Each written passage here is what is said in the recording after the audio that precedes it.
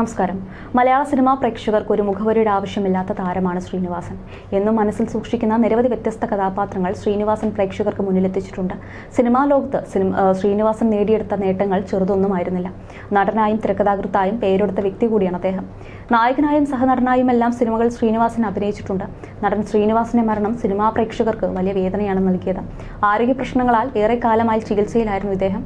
ആരോഗ്യ പ്രശ്നങ്ങൾ ഏറെക്കാലമായി ശ്രീനിവാസനെ അലട്ടുന്നുണ്ടായിരുന്നു. ഹൃദയ സംബന്ധമായും ശ്വാസകോശ സംബന്ധവുമായുള്ള പ്രശ്നങ്ങളായിരുന്നു കൂടുതലും.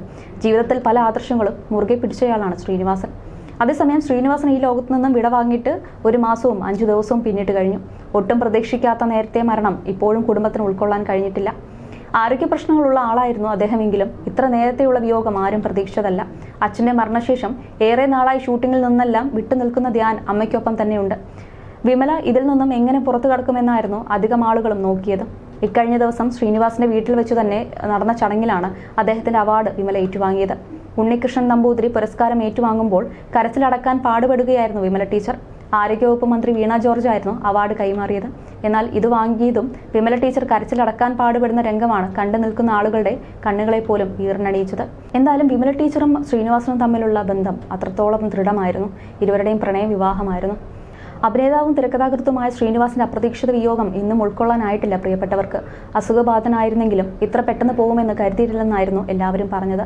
സന്ദേശം പോലെ ഒരു പൊളിറ്റിക്കൽ സിനിമയുടെ ആലോചനയിലായിരുന്നു അദ്ദേഹം. വയ്യാതിരുന്നപ്പോഴും എഴുത്തിനെക്കുറിച്ചും സിനിമകളെക്കുറിച്ചുമൊക്കെയായിരുന്നു ഞങ്ങൾ ചർച്ച ചെയ്തിരുന്നെന്ന് സത്യൻ അന്തിക്കാട് വ്യക്തമാക്കിയിരുന്നു. ഇടയ്ക്കിടയ്ക്ക് ശ്രീനിയെ കാണാൻ പോവാറുണ്ടായിരുന്നു. സത്യേട്ടൻ വരുന്നുണ്ടെന്നറിഞ്ഞാൽ രാവിലെ മുതൽ കുളിച്ച് റെഡിയായി അദ്ദേഹത്തെ കാത്തിരിക്കും. എത്താൻ വൈകിയാൽ പരിഭവം പറയും. വന്നു കഴിഞ്ഞാൽ ലോകകാര്യങ്ങളും സിനിമയും തമാശകളുമൊക്കെയായി ആൾ ഉഷാറാവും എന്ന് ഭാര്യ വിമല പറഞ്ഞിട്ടുണ്ടായിരുന്നു. മമ്മൂട്ടിയും ഇന്നസെന്റുമാണ് തന്റെ വിവാഹത്തിന് പണം തന്ന് സഹായിച്ചതെന്ന് ശ്രീനിവാസൻ തുറന്നു പറഞ്ഞിരുന്നു. രജിസ്റ്റർ മാരേജാണ് പ്ലാൻ ചെയ്തതെങ്കിലും താലി കെട്ടിയേ തീരുമെന്ന് അമ്മ പറഞ്ഞിരുന്നു. കയ്യിൽ പൈസ ഇല്ലാതിരുന്നതൊന്നും അമ്മയ്ക്ക് വിഷയമായിരുന്നില്ല. അങ്ങനെയാണ് മമ്മൂട്ടിയോട് പണം ചോദിക്കുന്നത്. പൈസ കൊടുത്തപ്പോൾ കല്യാണത്തിന് വരേണ്ടെന്നും ശ്രീനിവാസൻ പറഞ്ഞിരുന്നു. വേറൊന്നും കൊണ്ടല്ല, നിങ്ങൾ വന്നാൽ എല്ലാവരും വിവരം അറിയും, അതുകൊണ്ടാണ് വരേണ്ടെന്ന് പറഞ്ഞതെന്നും അദ്ദേഹം അന്ന് വിശദീകരിച്ചിരുന്നു. അഭിമുഖങ്ങളിലെല്ലാം പ്രണയ വിവാഹത്തെക്കുറിച്ചും മമ്മൂട്ടിയും ഇന്നസെന്റും സഹായിച്ചതിനെക്കുറിച്ചുമൊക്കെ അദ്ദേഹം വാചാലനാവാറുണ്ട്. വിവാഹ വാർഷിക ദിനത്തിൽ ഭാര്യ സഹോദരനും സംവിധായകനുമായ എം മോഹനൻ പങ്കുവച്ച കുറിപ്പും ചർച്ചയായിരുന്നു. ഇന്നാണ് ആ ദിവസം, ജനുവരി 13. മമ്മൂക്കയും ഇന്നസെന്റേട്ടനും കൊടുത്ത കാശുകൊണ്ട് ഫോട്ടോഗ്രാഫറോ വീഡിയോഗ്രാഫറോ ഇല്ലാതെ, നിലവിളക്കിന്റെ വെളിച്ചമോ ചന്ദ്രത്തിരിയുടെ സുഗന്ധമോ ഇല്ലാതെ ഇവർ ഒരുമിച്ച് യാത്ര തുടങ്ങിയ ദിവസം. എല്ലാ യാത്രകളും ഇങ്ങനെയാണ്. എവിടെ വെച്ചെങ്കിലും ഏതെങ്കിലും ഒരാൾ പെട്ടെന്ന് അങ്ങ് പോകുമെന്നായിരുന്നു അദ്ദേഹത്തിന്റെ കുറിപ്പ്. ആ വിയോഗം തീരാ വേദനയാണ്. കുറേ കാലം കൂടി ഒന്നിച്ചുണ്ടായിരുന്നെങ്കിൽ നാടിനും കുടുംബത്തിനും അഭിമാനമായി മാറിയ ശ്രീനിയേട്ടൻ തുടങ്ങിയ പ്രതികരണങ്ങളായിരുന്നു പോസ്റ്റിന് താഴെ ഉണ്ടായിരുന്നത്. പാരലൽ കോളേജിൽ പഠിപ്പിച്ചിരുന്ന സമയത്തായിരുന്നു ശ്രീനിവാസനും വിമലയും പരിചയത്തിലാവുന്നത്. നിർമ്മലഗിരി കോളേജിലായിരുന്നു വിമല പഠിച്ചിരുന്നത്. എന്നും ഒരേ സമയത്തായിരുന്നു ഇരുവരുടെയും യാത്ര. കാണുമ്പോഴെല്ലാം ശ്രീനി വിമലയോട് സംസാരിക്കാറുണ്ടായിരുന്നു. അങ്ങനെ തുടങ്ങിയ ബന്ധമാണ് പിന്നീട് പ്രണയത്തിലേക്ക് വഴിമാറിയത്. സാമ്പത്തിക പ്രതിസന്ധികളായിരുന്നതിനാൽ ആ സമയത്ത് വിവാഹം നടത്താൻ പറ്റിയിരുന്നില്ല. ഫിലിം ഇൻസ്റ്റിറ്റ്യൂട്ടിൽ പഠിക്കാനായി പോയപ്പോൾ കത്തുകളിലൂടെയായിരുന്നു ഇരുവരും ആശയവിനിമയം നടത്തിയത്. തനിക്ക് വിവാഹാലോചനകൾ വരുന്നതിനെക്കുറിച്ച് വിമല സൂചിപ്പിക്കുന്നുണ്ടായിരുന്നു. താനല്ലാതെ മറ്റൊരാളെയും വിമല വിവാഹം ചെയ്യില്ലെന്ന് ശ്രീനിവാസൻ അറിയാമായിരുന്നു. പെട്ടെന്നാണ് രജിസ്റ്റർ മാരേജ് ചെയ്യുന്നതിനെക്കുറിച്ച് വിമലയോട് പറയുന്നത്. വിവാഹത്തിന് 2 ദിവസം മുൻപാണ് ശ്രീനിവാസൻ നാട്ടിലെത്തുന്നത്. എന്തായാലും താലിമാല മേടിക്കണമെന്ന് അമ്മ പറഞ്ഞതോടെയായിരുന്നു അദ്ദേഹം പ്രതിസന്ധിയിലാവുന്നത്. അങ്ങനെയാണ് മമ്മൂട്ടിയോട് പൈസ ചോദിക്കുന്നത്. കല്യാണത്തിന് വരേണ്ടെന്നും പറഞ്ഞിരുന്നു. ഇതൊരു രജിസ്റ്റർ മാരേജാണ്, വീട്ടിൽ പരിപാടികളൊന്നുമില്ല. നിങ്ങളെപ്പോലൊരാൾ ഈ ചടങ്ങിന് വന്നാൽ ഇതേക്കുറിച്ച് ലോകം മുഴുവനും അറിയും.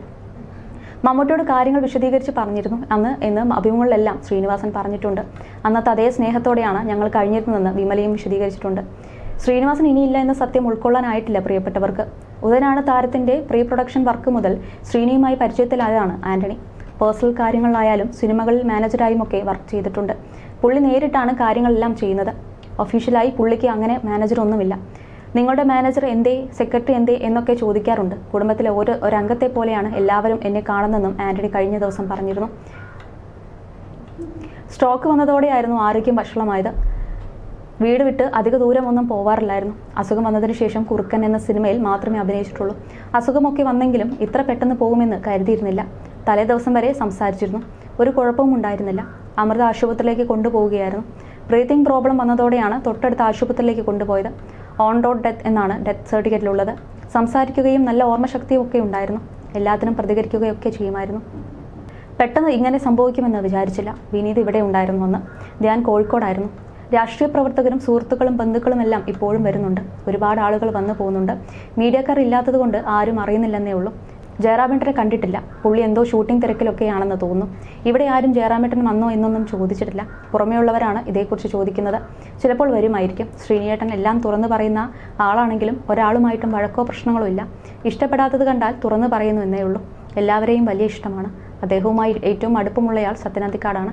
മരിച്ചപ്പോൾ പോലും എല്ലാം നോക്കി നടത്തിയത് പുള്ളിയാണ്. ശ്രീനേട്ടന് കർമ്മങ്ങളിലൊന്നും താല്പര്യമില്ല. പക്ഷേ വിമല ചേച്ചി അമ്പലത്തിൽ പോവാറൊക്കെയുള്ള ആളാണ്. ചടങ്ങിനൊരു കർമ്മി വേണമെന്ന ആഗ്രഹം പറഞ്ഞിരുന്നു. രഞ്ജിത്ത് എന്ന് പറഞ്ഞ ശാന്തിയെ ഞാനാണ് ഏർപ്പാടാക്കിയത്. ഈ സ്വാമിയെ എനിക്കറിയില്ല. അമൃതമഠത്തിൽ നിന്ന് വന്നതാണോ എന്നായിരുന്നു വിചാരിച്ചത്.